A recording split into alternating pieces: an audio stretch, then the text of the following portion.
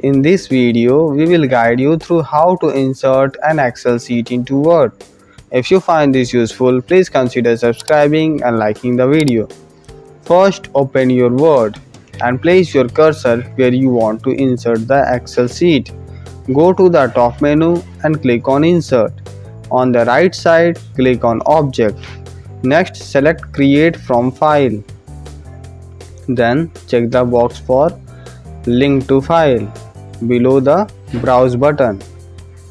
Click on Browse and find your Excel document.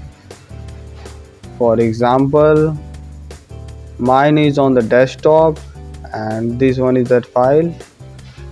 Click on Insert after selecting the file and then click OK. It will take a moment and there it is. You can click on it and resize it if needed. If you found this useful, please leave a like and thanks for watching.